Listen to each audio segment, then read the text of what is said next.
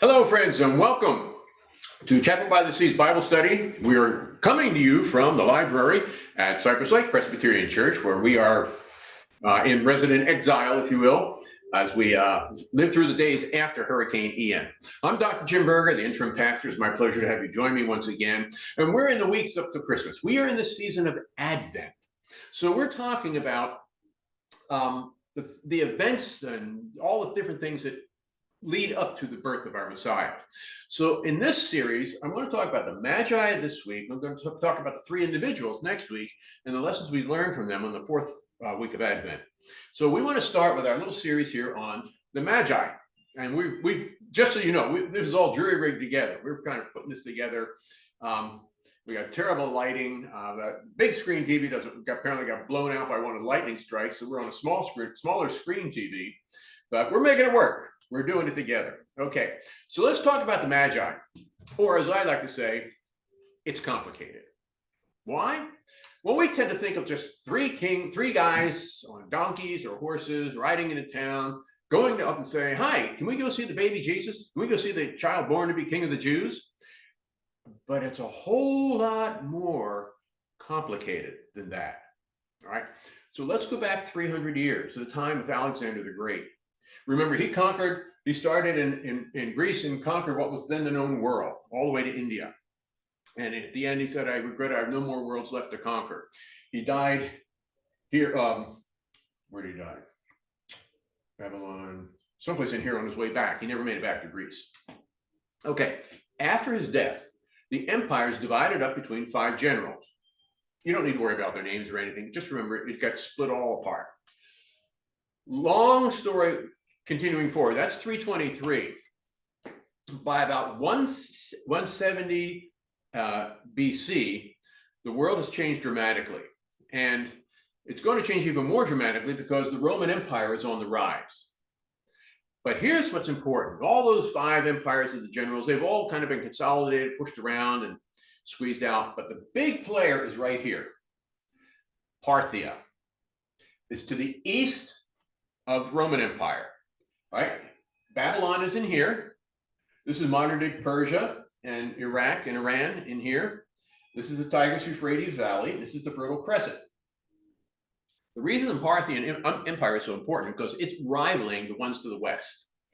And as you can see, they last from 250 BC to 224 AD. So they overlap for much of Rome's history because Rome's going to really come to its own in 68. And then go till 476 AD. So they're both 500-year empires, but they overlap for a good part of that. The reason the Parthian Empire is important is this is the only empire that's been able to kick Rome's butt. In 53 AD, after Rome is a solid power, one of their legions goes to invade Parthia, and the Parthians wipe them out, a whole legion. And what's they're known for is these white horses they ride, the white cavalry. And these guys are such amazing archers that they can turn around and shoot over the back of over the horse's rump with a bow and arrow and hit the riders behind them. It's called a Parthian shot. But we talk about it as a parting shot. But it comes from that ability of the Parthian cavalry to retrofire, if you will, to fight backwards and take out their opponents. Later, I'll tell you what, this is not the only time the Romans get beat by the Parthians. So I'll tell you about the other one in a few minutes. Now, the world is sitting like this, with Rome really weak in 167. And the Greeks have still got a control over Palestine, as we know today, or Judea and Galilee and all those areas. The Greek leader puts in these awful rules and desecrates the Temple of Jerusalem and bans Jewish practice. The Jews rebel in the Maccabean revolt. And by 160, they've kicked the Seleucid Greeks out of control. So that's when the Hasmonean dynasty begins. These are the Jewish family, the Hasmoneans, that are going to be the rulers of the country for the next century or so. That's in 160. In 73 BC, Herod the Great is born. Now, Herod is only half Jew. His mother's Idumean, so he's not considered a real Jew, but he has big ambitions. Okay, when he's 10 years old, in 63, Pompey, who's one of the four generals governing Rome under the various plans, General Pompey captures Jerusalem for Rome. He leaves that same family in charge, the Hasmoneans. Okay.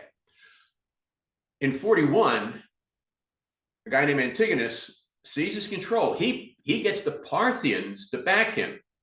So they come down and help push the Romans out. Herod's in his early 30s. So he flees. He goes to Rome. And he gets Caesar Augustus to appoint him king of the Jews. All right. So 36, Herod and the Romans retake Jerusalem. Herod goes back. And he's ruling, but the people despise him because he's not really Jewish. That's in 36. About the same time, Mark Antony brings another legion, and he goes over to try to attack the Parthians, to pay him back for invading Judea, and they defeat him and drive him out. Twice the Romans have been kicked by the Parthians. Then in 31, there's all this infighting. Now, this is during a period we don't usually talk about, but there's massive civil war in Rome between Mark Antony, Augustus, Pompey, all the different, there's 4 different leaders, all fighting one another, all vying for power. And in the end, Augustus wins. He prevails. And Mark Antony is on the losing side. And Herod, for some reason, supported Mark Antony, even though Augustus was the one who appointed him. So now he goes back and he begs, crawls, and pleads, and puts himself back in Caesar Augustus's good graces, and comes back to Rome, back to Jerusalem, continues on as king, but he has to keep peace between Rome on his west and Parthia on his east. And it's a big job. He rules with that pressure coming from both sides, and he fears traitors are everywhere. His bodyguard is 2,000 soldiers. And remember, just because you're paranoid doesn't mean people are not out to get you. They really were. And in the end, we'll find out he has his mother-in-law executed, his first wife is executed, and 3 of his sons he has executed for sedition and trying to, as traitors, for treason. And it leads Caesar Augustus to say, it's safer to be Herod's pig than his son. So here he is. He's got Rome on that side, Parthia on this side, and he's right in the middle. So he's always worried about threats coming from either side. All right? Threats from either side. Parthia and Rome hate each other's guts. Let's talk about the Magi now. Okay, the Magi are the hereditary priesthood of the Medes. Now, today, actually, the descendants of the Medes today are the Kurds. But these individuals have profound and extraordinary religious knowledge. Darius the Great, who was the one to conquer Babylon, he set them over the state religion of Persia. So they brought religious authority to civil and political discourse. But they're not just the religious leaders. These are the supreme priestly caste of the Persian Empire. That's going to be succeeded by the Seleucid, the Parthian, and Sasanian periods. Don't worry about that. It's not important. But here's the thing. Daniel, when he was there, during the time when Babylon fell and the Persians came in, he was the Rav Mag. He was the chief of the Magi. He's appointed by Darius. And the Persian priests hate his guts because he's Jewish. He's not Persian. And yet he's in charge of all the Magi. And there's this bitter infighting. And that's why Daniel ends up in the lion's den, because they hate him so much. But the Lord prevails over the other powers, and he's rescued and has a tremendous impact on the nation. So the Magi combine priestly and governmental roles. Give you an idea how important these guys are? Think about our Congress, our House of Representatives and the senators, okay? The Magi control the upper house of the government in Parthia. Now we elect our president, right? The Magi choose the king for the nation. That's how powerful and important these wise men are. These Persian Parthian kingmakers come to Jerusalem and enter the city. To tell you how powerful they are, they just say, we want to talk to the king. We want to talk to King Herod. And they get the audience immediately. These guys have got real power behind them. And they come in force because these three Magi are high government officials.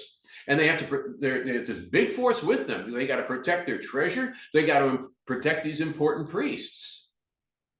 So when they enter the city, the whole city takes notice because this is not three guys and a couple of servants. This is several thousand people coming in. That's how big his entourage most likely was. You get the picture? They march into the city, and there's going to be a big military presence to guard those Magi. Why have they come? Are they trying to pick a fight? Is Parthian trying to start a war with us?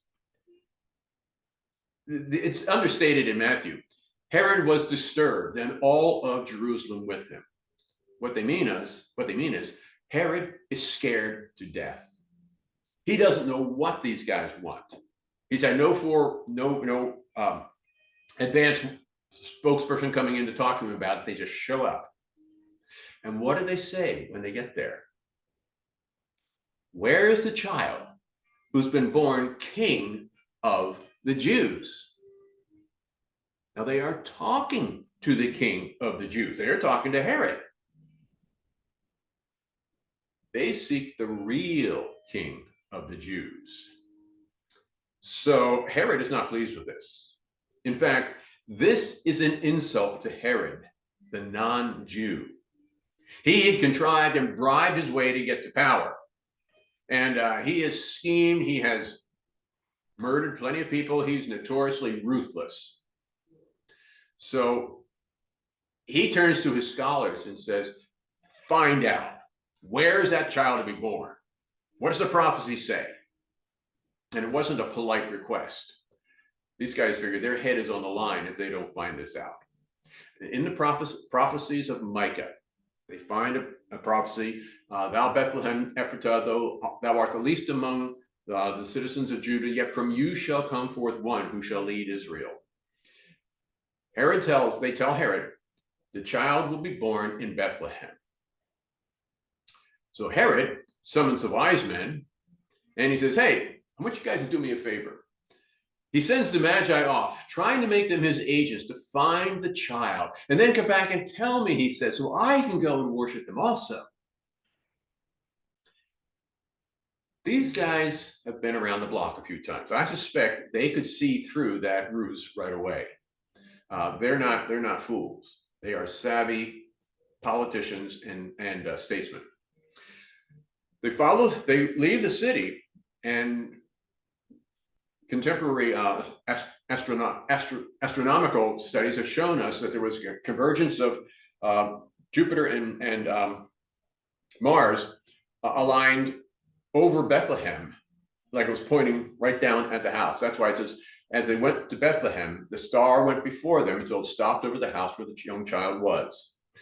They enter the house and they present their gifts: gold, frankincense, and myrrh. Now that's why we think there were three kings, three Magi, because there's three gifts named.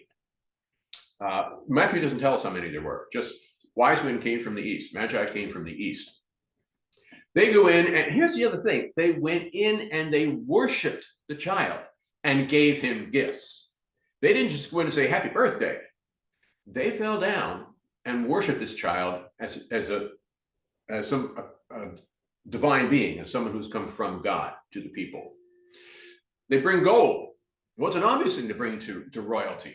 It's something of tremendous value, tremendous wealth to show respect for the child, for his future and his family.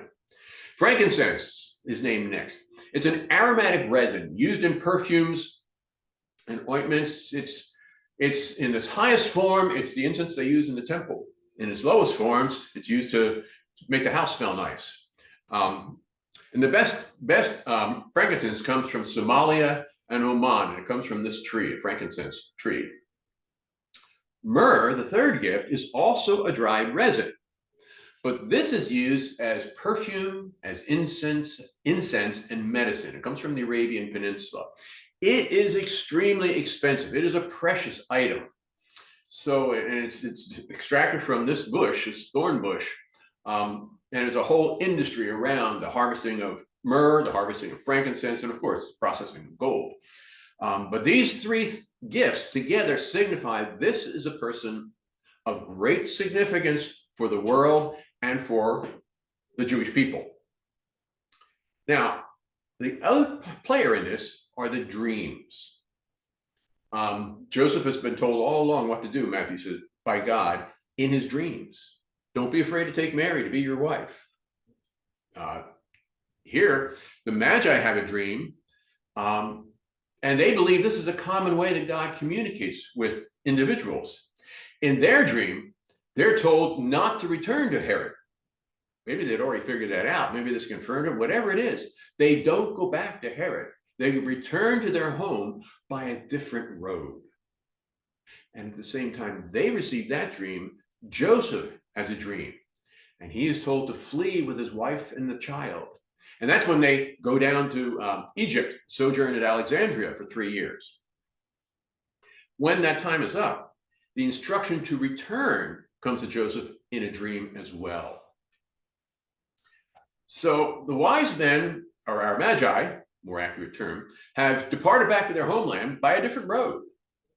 And when Herod hears about it, he's furious. And he orders the death of all baby boys in Bethlehem, 2 years old and under. He wants to make sure, it's only been a year or so, but he wants to make sure he gets them all. And, this is a very small place. In all likelihood, there was only probably 6 or 10 kids who were murdered. But that's 6 or 10 kids in your little town. This is a heart-rending incident. And December 28th is remembered as the Feast of the Innocents, commemorating that incident. I've told you before about the folks I knew who had been teachers in Kivalina, Alaska, north of the Arctic Circle on a barrier island. It's one of the islands that's now being affected by climate change, and they're relocating the whole town to higher ground, off of the barrier island back onto the mainland. Little side point. But Marjorie, who was Marjorie and Brian were the teachers, and Marjorie remembered talking to one of the old Native American women, one of the Yupiks. And no, it's a Nupiaq up there, one of the Nupiaq women. And she was saying that she remembered the 1918 flu epidemic when it hit their village. About 1919 or 1920 it hit. And when it did, every child in the village died that year. She remembers it as the year we put the toys away. Jesus was born in Bethlehem during the year they put the toys away. Herod was a brutal man. He executed his mother-in-law, Miriam, his first wife, sons Antipater II, Alexander, and Aristobulus IV. And the following year, after Jesus is born, Herod dies. And he falls ill, and it's like 3 or 5 days before he eventually succumbs. And during that time, he has the leaders of the Jews gathered up, rounded up, and held in the stadium. He's given orders to the army that when he dies, they're to kill all these leading citizens of Judea, of the Jews. Why? Because he doesn't want anyone to rejoice at his death. And then when he died, his son Archelaus and his daughter Salome refused to carry out his wish. That's the end of Herod the Great. Should be Herod the Terrible, really. Meanwhile, Jesus and Mary have fled to Alexandria with Jesus, their infant son. And we're going to find out who we think these wise men, these magi, are. So next week, we're going to look into this tradition of their names. They're not named in the Bible, but by the 2nd and 3rd century, they have names: Caspar, Melchior, and Balthazar. So we're going to look at those 3 individuals next week and what tradition tells us about them. So tune in with me next time as we continue our study on the Magi, as we look at who are these 3 individuals, who do we think they are, as we continue our look at the weeks of that during these weeks of Advent, at the Magi, the great leaders of science, astronomy, astrology, and priests of their day who came to worship the child Jesus. I'm Dr. Jim Berger from Chapel by the Sea. The building's still in Fort Myers Beach, but we're worshiping and ministering here at Cypress Lake Presbyterian Church. So please join us on Sunday morning. 9 o'clock is the contemporary service, and 11 o'clock is our traditional service. So please join us. I'll be preaching this week on the lighter of the stars. And next Sunday, I'll be preaching the first service, and the second service will be our Christmas cantata, with the 2 choirs singing together from Cypress Lake and Chapel by the Sea. Please join us, and God bless you, and have a joyous day. And remember, Advent means we prepare for the birth of our Lord on Christmas. God bless you, and have a wonderful day.